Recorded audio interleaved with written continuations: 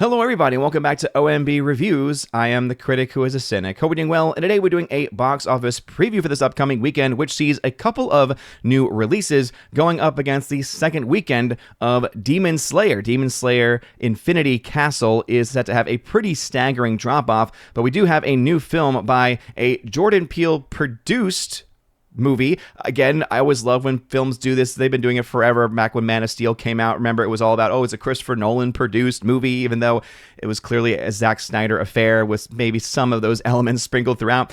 Maybe that's why it was one of the better of the films that Zack Snyder ended up doing, but that's, of course, for another time.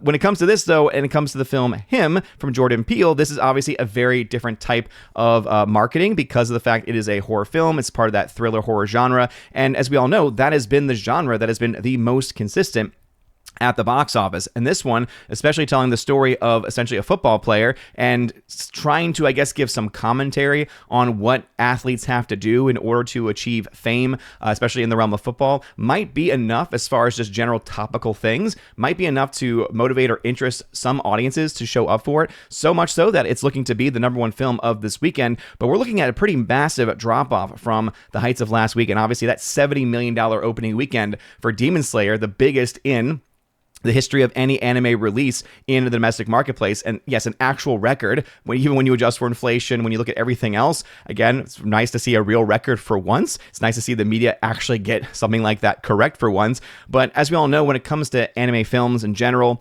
amongst other things, they tend to have strong opening weekends and then staggering drop-offs. Because again, if you're a massive fan of the film or a massive fan of the franchise, you show up, you want to see what it is, you want to support it, but then you've seen it. And so typically you're not going to go and see it multiple times over, and because that audience is passionate, which is why we got $70 million opening weekend, they are not going to be as large or as vast as some of the other franchises out there, and so therefore they're not going to be able to keep that up down the line, at least domestically. Doesn't matter really. Again, the film has easily made profit at this point for the studios that are involved. It already had basically done that just from whatever it made in Japan, but it is still, again, cool to see that an anime film is going to be in the top 3 for this weekend. And there's also a couple other new films, A Big, Bold, A Beautiful Journey. It's quite a mouthful for a title. I'll be interested to be working at the box office this weekend to hear all kinds of variations of that. It's one of my favorite things when I worked at the box office was I had the box office as my role on a weekend, was hearing all of the people come up, especially the older people come up, and just come up with the most ridiculous names for films, and then trying to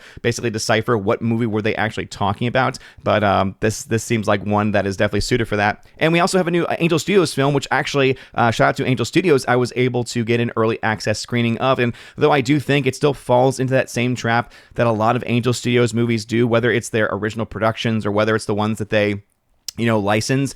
This is one where it is actually listed as an direct Angel Studios production itself.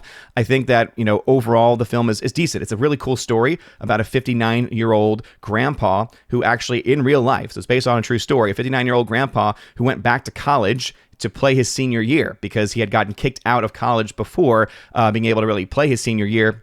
And so therefore was eligible even according to the football standards. And he was able to go back, make the team, and was even able to play in a game at the college level. Pretty amazing stuff. Michael Chiklis is in the film. That stuff's really cool. But I will say, again, just to be honest, is that it does, again, sometimes fall into those tropes that Angel Studios films can oftentimes fall into, where it just honestly feels like, okay, they wanted to make a story about this guy, and so they figured, hey, let's just put stuff together, see how it works, how it comes together. There's random elements of faith put in there too, and that's like one thing where it's a good and bad thing. It doesn't hit you over the head with elements of faith, but at the same time, it also feels like it's kind of shoehorned in and doesn't really connect in the way that maybe they were trying to get at with it. But that film comes out this weekend, not expected to have the biggest of openings, but hey, if you're looking for just a fun, or more so just a safe movie to watch this weekend, especially with maybe some older people in your life, parents and grandparents, I think that might actually be a really good choice for y'all to go and see, and also to support Angel Studios in that way. So let's go ahead and just dive into the chart here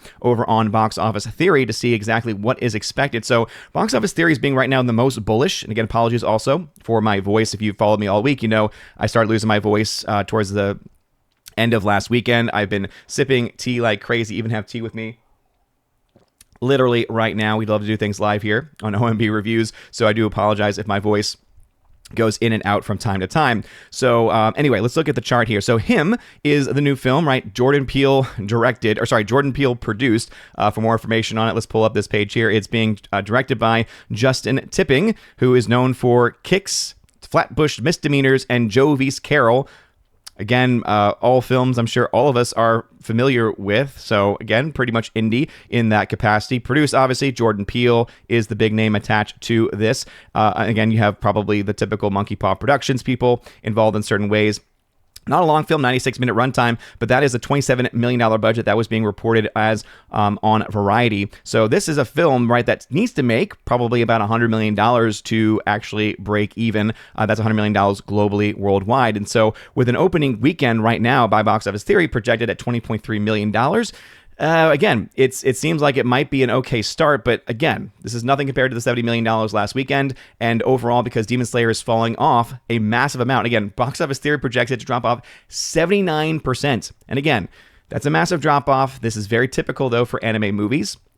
So just, again, take that number with a grain of salt. It is expected to get its domestic number to over $100 million. So again, that's going to be very impressive for an anime, especially, to have done that within the course of just a couple of weeks, especially after that record-setting opening weekend. But again, when you start adding all these totals together, you can see this weekend's going to be significantly lower than it was last weekend, because last weekend was one of the best weekends that we'd had really since the peak summertime weekends and the peak big movies that came out this past year. This is about basically getting us back to that standard weekend in 2025, where really the box office numbers aren't really all that impressive. So again, jury's going to be out a little bit for Him. We have to wait and see exactly what the official domestic box office is. And then, of course, what any of the international box office is over the course of its release. Demon Slayer, as I'd mentioned, 79% drop, is still expected to get the number 2 spot there, but it might be going up against the Conjuring Last Rites. This film, still from Warner Brothers, hanging around, holding strong. Another $13.2 million being projected there, 49% hold in its now third weekend of release, if memory serves. Downton Abbey is expected to drop off 58%. So overall, not the worst drop off that we could have seen for this film. But as you can see, these numbers are just so far from the height of its popularity, especially in its time since COVID, where those adult audiences just really have not been showing up for this film or for these kinds of movies in the same way that they once were. And again, part of it might be because of the fact that many of them bought into those crazy narratives and might still, to this day, have a certain sense of fear about going out there. As we all know, they are oftentimes very sensitive to almost anything and everything that gets reported on mainstream media and will accept it simply as fact. Overall, though, that does ultimately impact the box office returns on films like it. So that is where that film is going to stand. We have also the second weekend of The Long Walk. Now, this is going to be surprising because right now it's projected to only drop 49%. So for a Lionsgate film especially, and especially in the wake of this, of course, being directly tied to the story written by Stephen King and all the despicable comments that he's made most recently, and a lot of people, of course, wanting to kind of just, again, boycott him in certain ways. It's interesting that, again, the hold is going to be as strong as it's projected to be. The film overall still only $22.2 million, so not the biggest moneymaker here in the world. We'll get the box office in a second, but overall still objectively not a terrible hold in its second weekend for the kind of movie that it is. We then have the new release from Sony, A Big Bold Beautiful Journey, expected to make $4.2 million. That's very, very low. That's, again, not a very good number there. The senior from Angel Studios, $3 million there, is what being projected, again, for an Angel Studios movie. That's about standard. This is one, honestly, I feel like might be able to, maybe through word of mouth, be able to do a little bit better than the standard Angel Studios release, especially because of the football factor, especially because of, I think that they timed this very well with, football season starting up. This would be a great thing to kind of put back out there, right, about the just true real-life story of this guy, Mike Flint, right, who actually did go back to play college football. So maybe it's going to be able to entice some more people. We'll have to wait and see. Again, I gave it a 59% overall on critic list. That's a decent score. But overall, again, I think that there's enough for some people probably to be able to find a lot of enjoyment from. Weapons, 41%, still hanging around at $1.6 million there. Toy Story, again, the re-release in 56% drop from its return to theaters. Figure Friday, still holding on. And then Apollo 13 is getting its 30th anniversary. This is kind of the trend for a lot of these studios, is to re-release these films after 20, 30, 40 years, and for them to, in many cases, do better than some of the modern holiday movie fare. It's always interesting to see how those numbers come in. Now, there is some differences going on between Box Office Theory and some of the others. So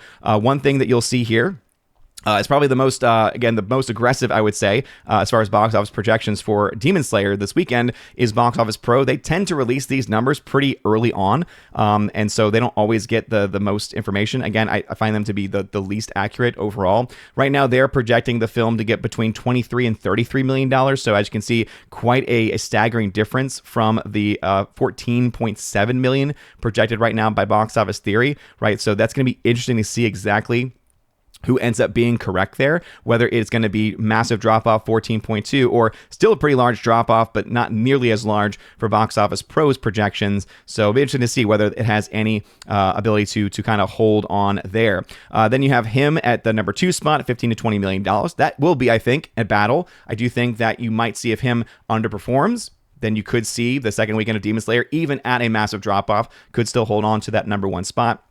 So that'll be interesting. And then even The Conjuring's projections of 12 to 15 could also put it in contention too. So it'll be very interesting to see exactly where that top 3, kind of plays out. Based off of what we've seen with horror films, though, it would not surprise me if him does still edge out those other holdovers from the previous weeks. But it'll be interesting to see just how close that battle ends up being by the end of it. And then lastly, going over to Box Office Report, they are projecting him at $19.5 million. So again, overall, about what we would find as well over on Box Office Theory. Demon Slayer, a 75% drop off, $18 million being projected there. So again, in contention with that number 1 spot still. Conjuring at $12.5 million, again, still holding very well in its 3rd week of release. Downton Abbey, not the worst drop off we've ever seen, but still not what it needs to make its money back. I did misspeak last weekend, by the way. The budget was not $75 million. That was the total cost with your typical marketing. The budget was, I think, around $50 million. Still the most that they've ever spent on one of these productions, and so still has to make quite a bit to make their money back, but that's expecting the number 4 spot. Big Bold Beautiful Journey at $6.5 million, so they're expecting a little bit more for that movie. It's got some pretty big names attached to it, so again, maybe it brings some people in, but as we all know, actors don't really bring people to the theaters anymore, right? This is Margot Robbie and Colin Farrell, amongst many other persons, if memory serves, right? Let's see, you've got... Oh, that's right. This is the one where it's like, oh, it sounds kind of interesting. And then you remember, oh, Phoebe Waller-Bridge is in the movie. And then any interest that I had in watching it is now just completely out the window. So again, we'll have to wait and see exactly how well that film does or does not do. Going back over the charts, because we love charts here on OMB Reviews, by the way. Big Bold Beautiful Journey projected to have cost $45 million to make. So seeing that it's opening in the single digits, yeah, right now we can probably expect this film to be another one of these box office flops that we tend to see from these studios, where again they're relying on smaller stories and big star power, and they're just for some reason forgetting that star power cannot drive out box office. And why are they shelling out all this money when it clearly does not work in that way? So let's see, and let's go through some of the updates to the box office. So again, these are the most recent updates.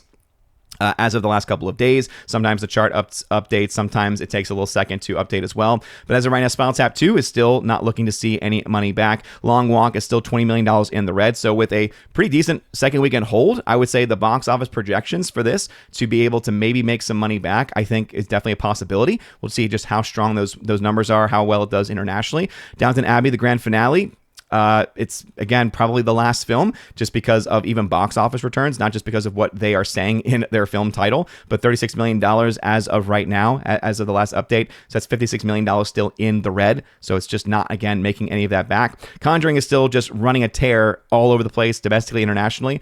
$80 million in net profits at this point. So kudos to them. Caught Stealing still not making money. Rose is still not making money. Nobody 2 still not making money theatrically. Weapons still, again, a very successful rated R film. Not nearly as successful as The Conjuring, Conjuring the Last Rites. Freaker Friday, one of the most successful Disney films to come out this year other than Lilo and Stitch, which, again, isn't saying much. And really all the other ones haven't really changed all that much. I guess the ones that people tend to want to know more about. Fantastic Four is still doing nothing. Superman essentially done, still $39 million in the red, no matter what anyone else tries to try and argue and say. Again, theatrically. Jurassic World Rebirth, pretty much done as well at the box office, so it is there as it is. F1 is, again, surprisingly still, creeping up and taking off a little bit more from that loss. It is still there theatrically. We all know the distribution deals probably make it so that those studios will end up being okay in the long run. No one expected the film, I think, to make this much money at the box office, but anyway, those are all the numbers as they stand. So again, a bunch of new films coming out this weekend. Do any of them have any interest with you? If I had to recommend one, I'd say it'd be The Senior, because hey, this is, I think, interesting to see. Now, according to this is saying that there's some connection with LeBron James, which I find kind of interesting. So I don't know if that was just the book that was being endorsed by him, as I'm not seeing him listed here as anything, but that's what that seems to to be saying.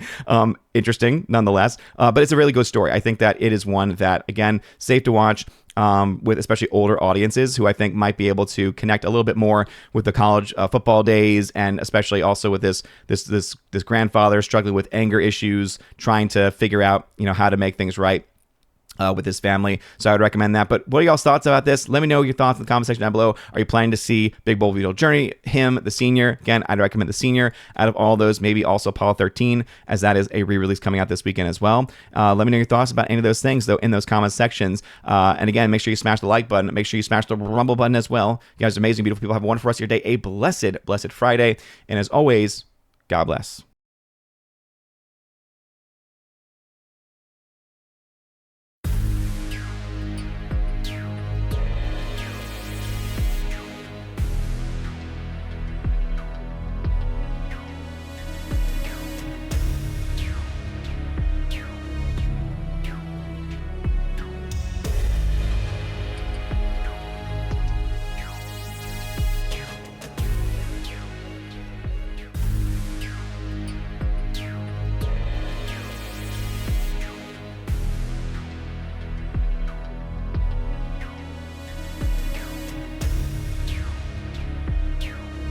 And now let me give a shout out to all of my Chosen of Valhalla members, starting off first with my Patreon members, Father Luca Illick, hail to you, Father, and also to Miss Mountain Muses. Check out her YouTube channel by the same name, Miss Mountain Muses. She is very lovely, great, awesome Catholic faith-based content over there. You'll also find over on Subscribestar my member Matt317. He is on Twitch with the same channel name, Matt317. Shout out to you, good sir. And also to a longtime member here, Mr. Roy, my Chosen of Valhalla member here on YouTube. Mr. Roy, thank you for always hanging out and for always being a part of this channel. It does mean a lot, as well as it does for all of my Chosen of Valhalla members. And if you want your name shouted out at the end of every live stream or video, or if you want it listed in that list that was playing just before, just now, check out the top link in the video description below. You'll find out how to get those types of shout outs at the end of every live stream and video. Not to mention, you get access to bonus video content and also access to a Discord server where there are a couple of channels on there where I do giveaways every single month. In fact, I do multiple giveaways every single month. I try to make it so that I'm giving away Blu-rays and 4Ks that make up at least 4 or 5 different giveaways. Sometimes I have to put them in all towards the very end because back in the school session, of course, now means that I'm going to be a little bit more delayed there. But I know that I'm about to put on right now a giveaway for the film Ballerina, the 4K steelbook of that. I've got a couple of copies there, so I'm going to be putting that available along with a bunch of other films that I have just, again, gotten piled up over the last couple of weeks. So if you want access to things like that, if you want access to a great community, you guys seriously are all amazing and beautiful. Have a wonderful rest of your day, and as always, God bless.